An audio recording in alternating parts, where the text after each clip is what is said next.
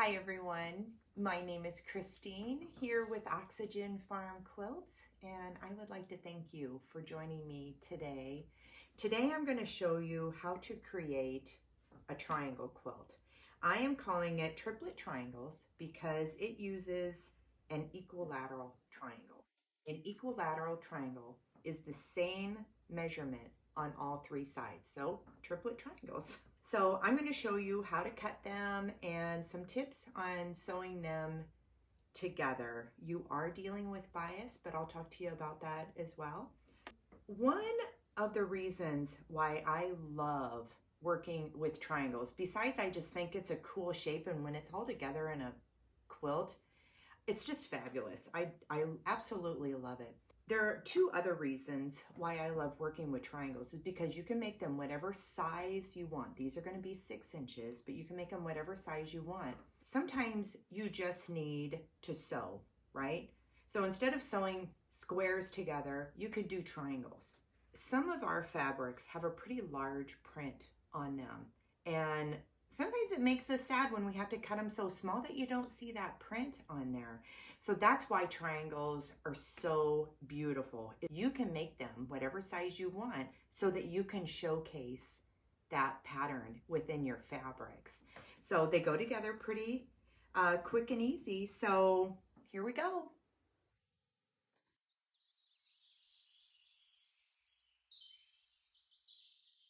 These are the fabrics I'm going to use for this quilt. This is, it's called a half yard bundle. There are 4 fabrics in here.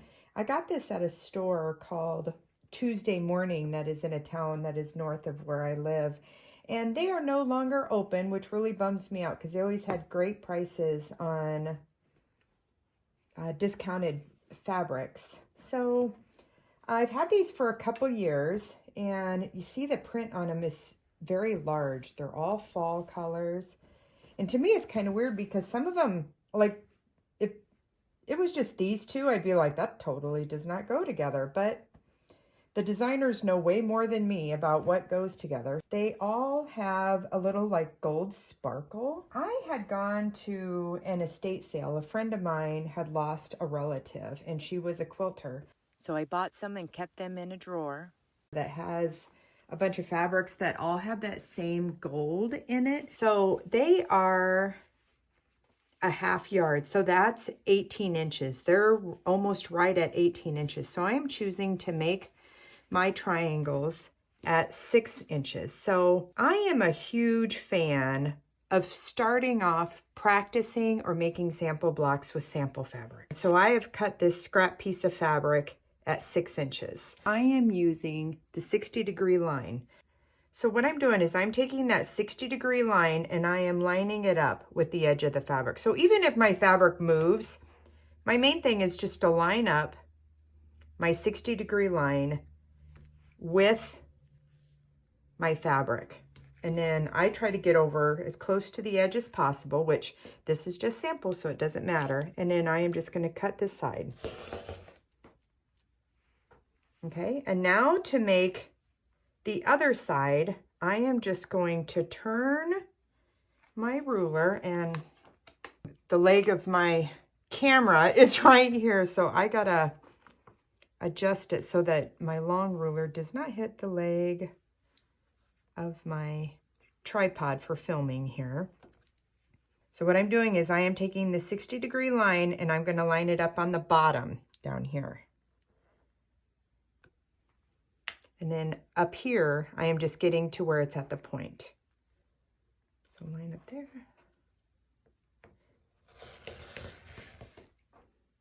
And then just go up here, line it up, and go back and forth with just these edges. But you can also cut from this side. So let me scoot this down a little bit so I can get this underneath the leg of my tripod. So you see, instead of lining it up on the top, I'm just lining it up on this side. So it doesn't matter which side you line it up. And here's the ultimate way of knowing if your triangles are correct. So there's that second one I cut, and then here's the first one I cut. They are the exact same size. And if you turn it,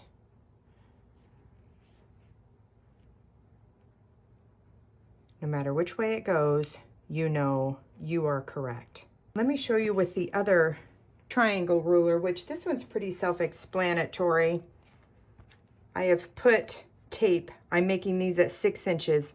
The 6-inch line on this ruler is actually these starbursts here, or the asterisks, whatever you want to call them, is right there. I was going to do 6.5 inch, but since my fabric is only 18 inches wide, I want to be able to get 3 6-inch strips out of that. So I am marking 6 inch with my painter's tape, because if I don't, I'll end up going to one of the other lines or something. I am lining those asterisk starbursts up on the bottom. This side is up here, and you'll notice here the tip is gone. So that is for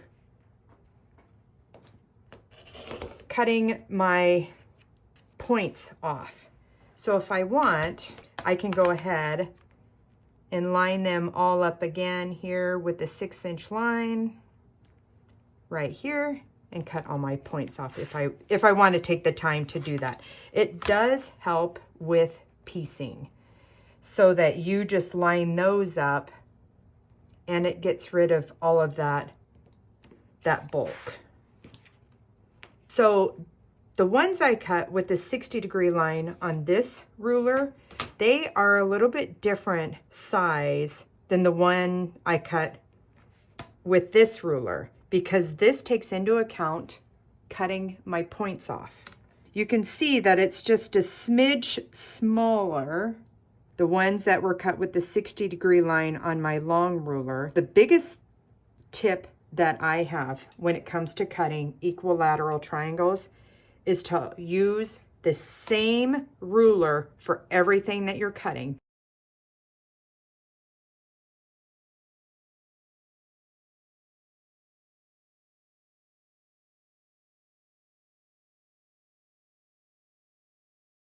This is going to work out great since I am cutting my triangles into 6 inches. Let me show you a little trick I do for cutting these 6-inch strips. So my long 24-inch ruler is 6 inches wide. So I do have it lined up with the lines on my mat at the fold. That's why when I iron it, I make sure my fold is super crisp. Put my handy dandy weights up there, and I'm going to cut on both sides of this particular line. I'm not lined up at 0 over here. I just have it to where it's lined up down here and up here. Always check up here.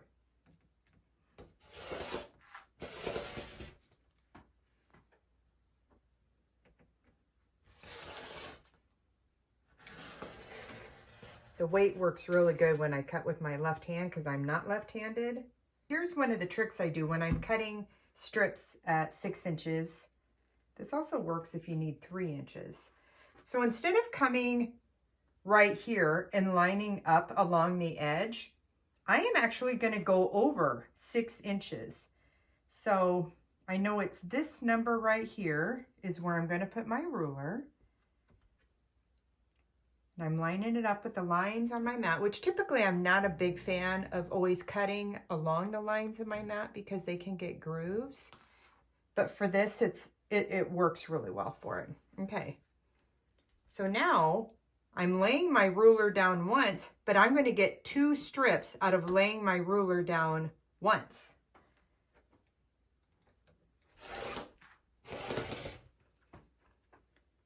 If you don't like to switch hands, if it works out, you can maybe move to the other side of your table to cut that way. Just go slowly.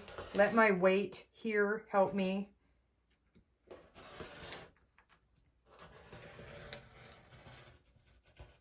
Moving my ruler once, I get 2. So there, I'll do it again. So I'm measuring, I'm laying it here. Okay, that's the number. And again, over here and over here.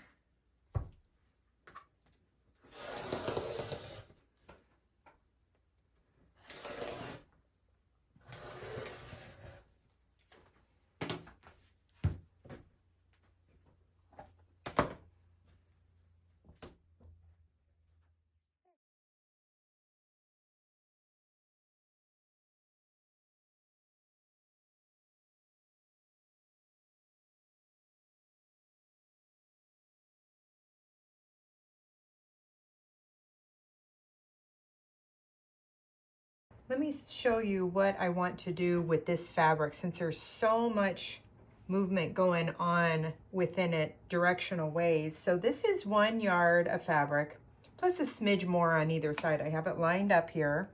So a yard of fabric is 36 inches.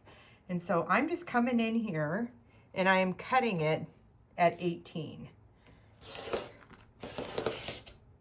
So for this half, I'm gonna put my handy dandy weight there. This half I'm gonna cut just like I've been doing all of the other fabric. I'm gonna take this one and I'm gonna turn it, line it up, and then I'm gonna cut this way.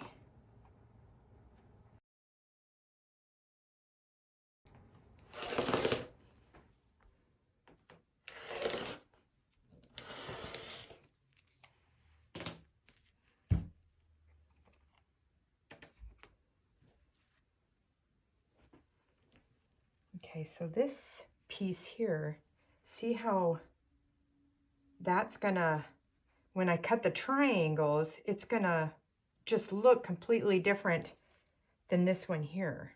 You can see that like this one here, these are gonna be a little bit more prominent. If you do something like this with your fabric, make sure your first cut is along the open end and your fold is over here on the right. Because since I am cutting at the 6 inches, there's a little bit more than 3 inches right here. So once I take this and open it up, I will be able to get another 6-inch strip here.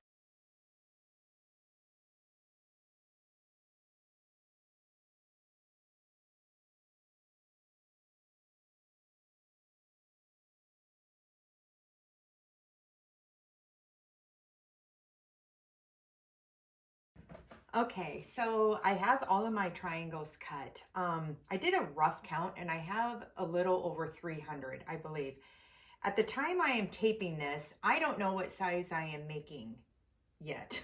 I might make 2 like throw size quilts, or I might make 1 large like queen size maybe, is what I'm thinking. So what I'm gonna do is just sew. I'm not gonna think about it. I'm not gonna worry too much about what is by what. I want it to give a totally scrappy vibe. I'm just gonna have fun, let my mind be at ease, and just sew.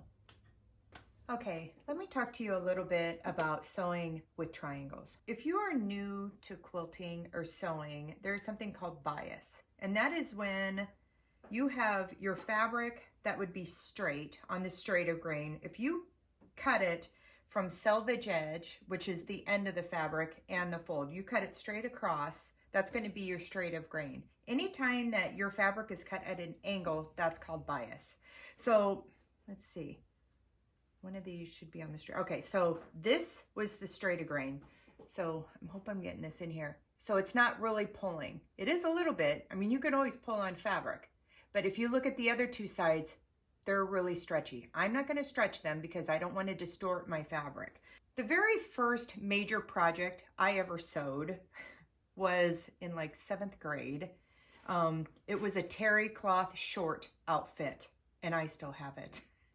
That was totally stretchy. So you just learn how to deal with stretchiness when it comes to quilting. And let me give you a few tips that you can use when it comes to working with anything that is cut at an angle, or you hear the word bias. It's cut on the bias edge. So again, that's tight as I pull it. That's stretchy, stretchy, not stretchy. I'm going to put that right there. So that's my outside. I'm going to grab another one. Stretchy, not stretchy, stretchy. I like to do all 3 sides just to make sure. So this is my straight of grain. I'm putting that on the outside. Again, not stretchy. So I can tell that one right away. Putting that up there. Stretchy, not stretchy. I'm going to double check. Yep, okay. Not stretchy. So you can see what I'm doing is I am putting the straight of grain part of the triangle on the outside. And it's the same way over here. so that I am matching up my bias edges so that when I sew my rows together, my rows won't be stretchy on the outside. So there, that one's straight, stretchy, not stretchy, stretchy. So then I'd go like that. So then when I am putting my rows together, this is going to be straight grain matching up with straight grain. Of course, you have your clips. Of course, do your pins. Put pins in if you want to do pins. No big deal. If you're going to use glue, I recommend putting down an old piece of fabric and stuff just to protect your wool mat if you have one. If you just have a regular ironing board, it'll pick right off. So you can see I use a lot of school glue in my sewing. It washes right out. The main thing to remember is you don't need a lot of it. So I'm just going to open that up. And so here's my triangles. Now this can be used on if you're, putting binding on, any sort of piecing, you can use it. I just go right along the edge and I try to keep it within my 1/4 inch line. It is super thin and just, you don't need very much. Okay, let me pull this up here. You can see there's not very much on there. Lay that back down and then just lay your other piece on top. Make sure you're even. And then I just use a hot iron and I put it on there to heat it up, dry the glue.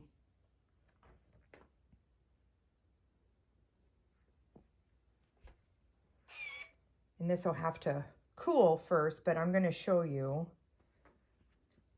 It's still kind of warm, so it may come apart. Let's see. You can see it's kind of like instant pins. If you want to take the time to do that, go for it, especially if you're dealing with, larger pieces and stuff like that. So there, school glue. That's it. Don't be too intimidated by bias or anything on the stretch, because for me, it just limits on what you can create. And I don't know, these triangles are super cool when they're done. Okay, I wanted to come back and show you the one that I used the glue on. You can see, that's totally, now that it's dry, it's totally good, so it won't gum up my needle.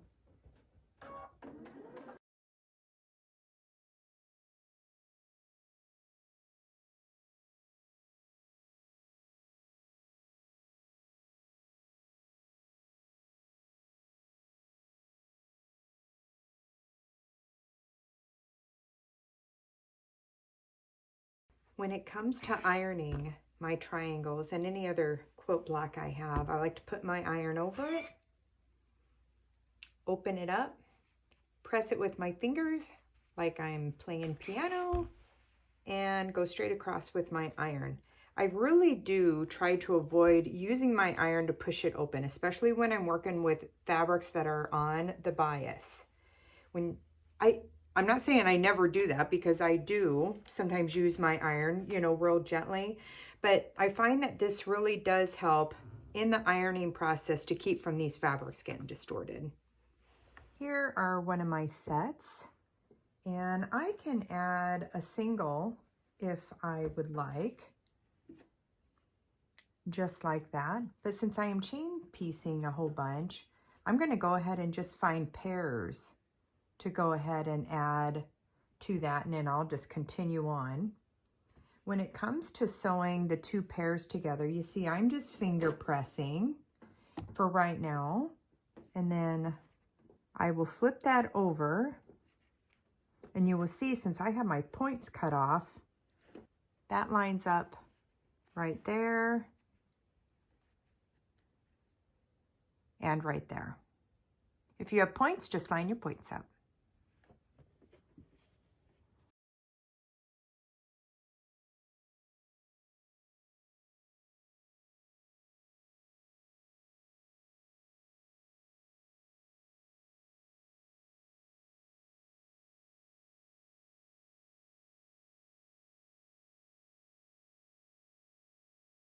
When it comes to finishing the edges of your quilt, depending on how you want to finish your edge, so say this is all sewn together. These edges come together in a point. You can certainly leave that and finish your quilt in that manner, and then you would just do your binding. It would have this pointed edge going all the way around the quilt, which would look totally cool.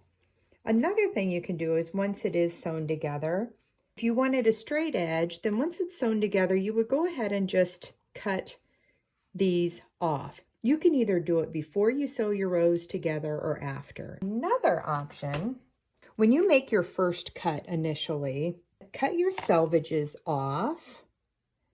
So I'm just lining up the bottom of my ruler. Normally this would be done before I would cut my whole row. So if I cut that off, and I do have a little bit of the selvage in there, but that's going to be hidden by the seam, so I'm not too worried about it. And so I'm just flipping it. I have one on both sides. And so what I'm doing with this ruler is it has a center line here. And the shaded parts, that is for my seam allowance. So I am just lining up my bottom 6-inch line, and I'm lining this up straight. And wow, I won't have to cut anything off. So this one works out already. So when my rows, before my rows are sewn together, one will go here to finish that off, and the other one will go up here. This gives you a straight edge on this side without having to cut all of these off. And plus it repurposes those end pieces there. You could go ahead and just add your binding right onto it after it's quilted, or you could add a border or two, whatever you'd like. And then another option you can do is, say you wanted to add, let's say a black border. So I could go ahead and cut a whole bunch of the half equilateral triangles in black to fill in the edges. So imagine if I filled in black right here on the edges, and then I added a border. So then the whole quilt is going to look like it's got these peaks as it goes along. So you can see there's a lot of choices for you when it comes to the edges of working with triangles. Now I do have another tutorial where I talk about making table runners, and you would leave this point. So I will leave that at the playlist at the end of the video, so you can go and click on that and see how I make those table runners.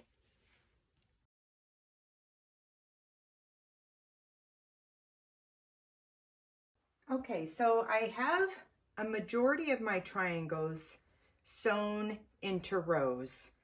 Each row has 14 triangles in it.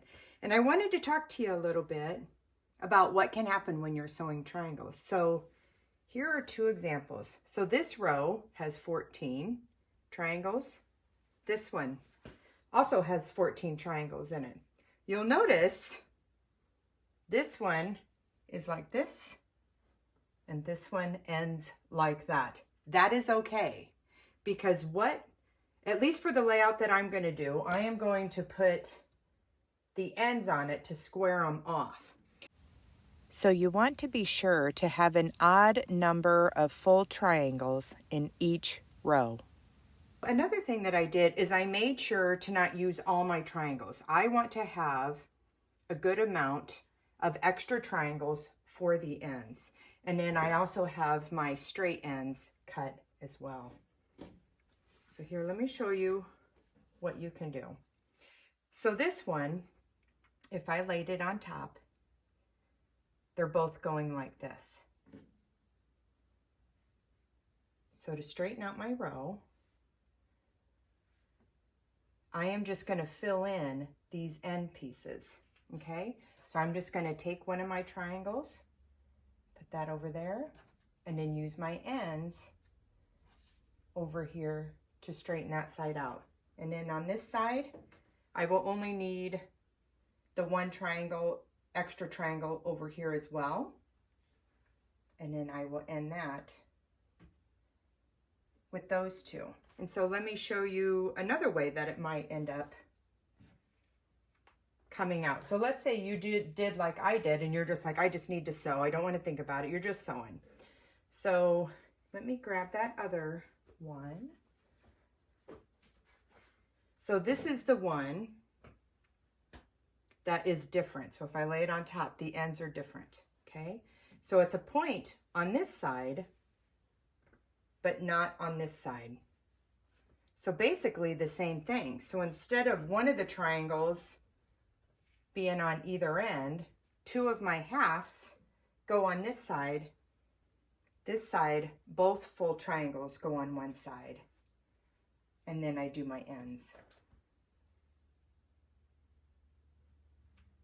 Once I'm like, okay, I like that, because I'm not too worried about fabrics being by each other or even matching up. That's going to give a different shape into the quilt, like a diamond, and I think that looks pretty cool. So here's an example of one that I already stitched my end pieces on, and you'll see that I left my stitches in there on the ends as I was chain piecing them. I did that because I want to go through and get all the ends on all of my sets first, and then I'll go through and sew my rows together. And then once all of these are sewn together into rows, then I will sew all of my rows together.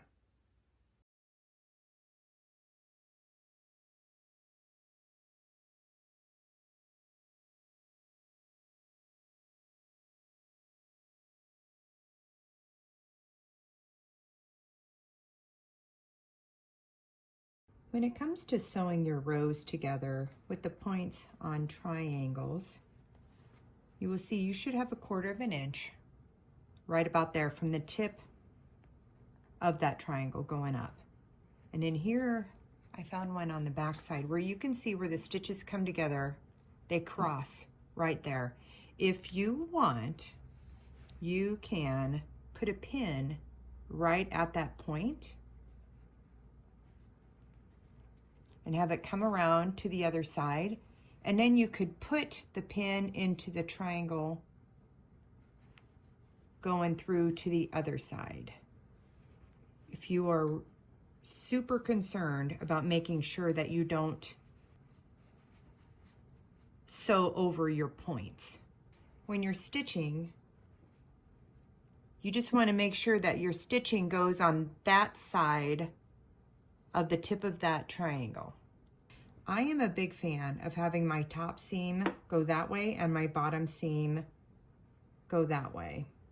So let me do a few stitches here, and I will bring the camera closer and show you. But for right now, you can see this one's going this way, that one's going the same way. So I'm just going to flip that one down. So I am just getting this first part to nest, and I can fill that in there.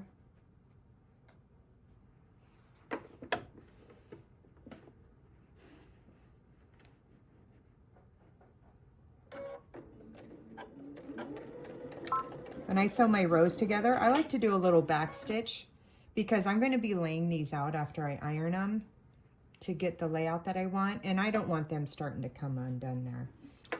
So here you can see that point. I am just taking this seam and I am putting it down. And then this one, I am putting it, so when I say down, I mean towards me, and this one's going that way. Okay, so you can see where that point is there. And then the tip of this triangle, I'm just kind of eyeing it, getting it close. My edge here is also helping me line up. And then I'm just making sure that feels nested. The tape on my extension table here helps me keep straight this way as well. I really like this. I'll leave a link to my how I use painter's tape video in the upper corner there. So I'm just hanging onto it here. Now, in case if one of these are on the bias, this is what I suggest when you're sewing. So sometimes when you do these, when you're sewing fabrics together, the top one has a tendency to kind of move over a little bit. So before I get going, I'm hanging on here, and then I am scooching these fabrics over and I'm lining up there. I keep this finger here. I usually take my thumb and hold it here, and then the rest of my hand is going over here. It helps me keep straight, so I'm not wobbling all over. So here we go.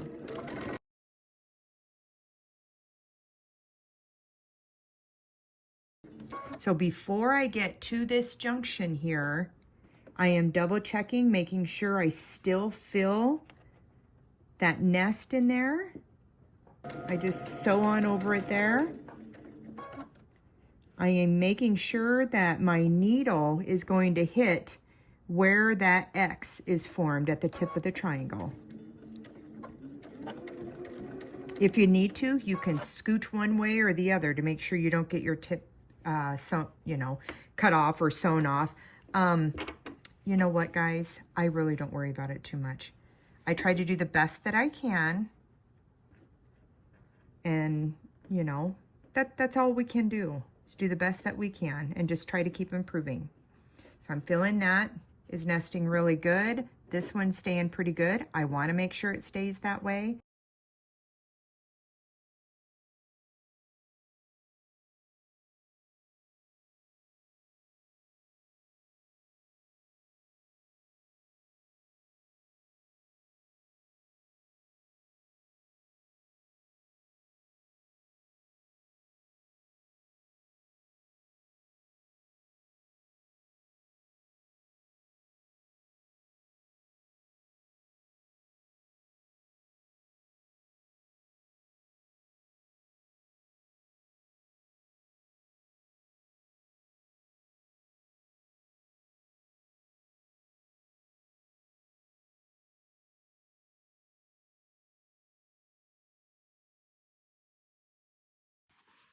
Okay.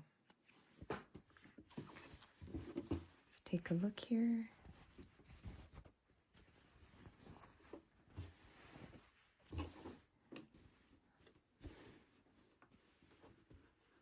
I'm pretty happy with that. That looks great. That looks great. So pretty.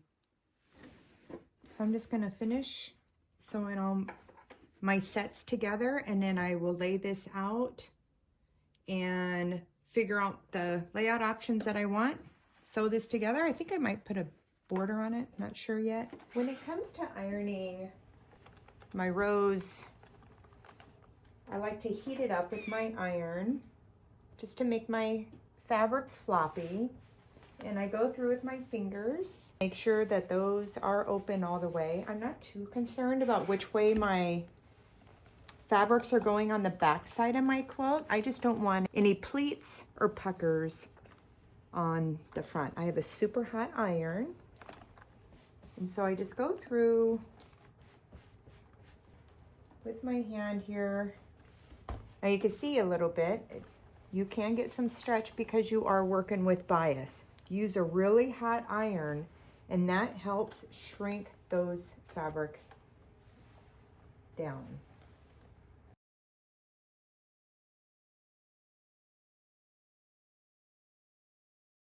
Now an option for you if you want, if you don't want to have that bulk there, because you look at there's 1, 2, 3, 4, 5, 6 fabrics all coming together.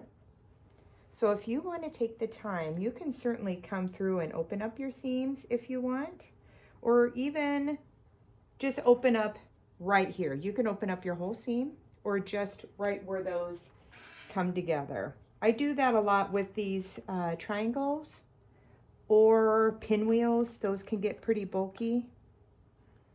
So I will do just that junction. That way it's not so thick for when my long arm stitches over into that area there.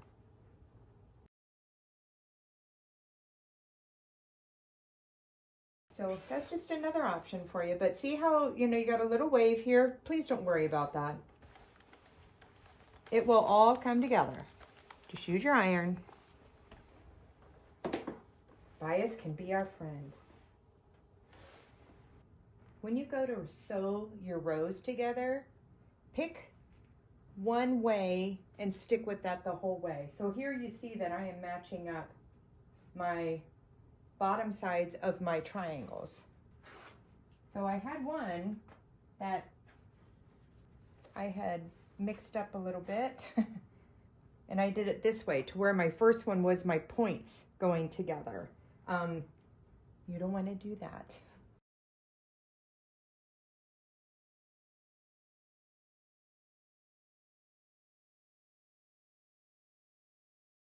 So make sure you pick a way that you want to sew them together, your two sets, and make sure they're all done that way. So we can avoid those.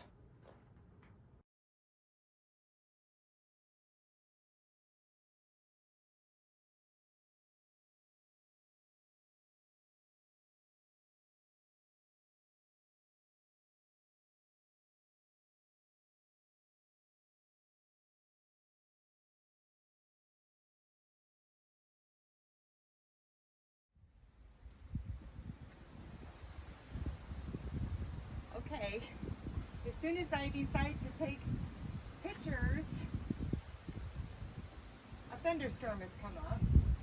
So this is the one that does not have a border.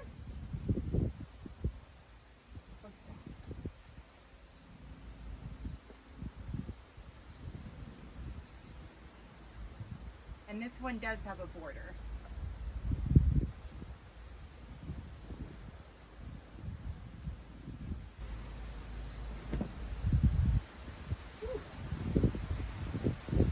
Super windy. So what do you think?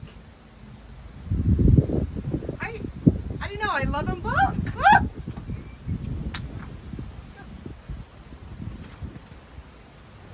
So, do you put borders on your quilts?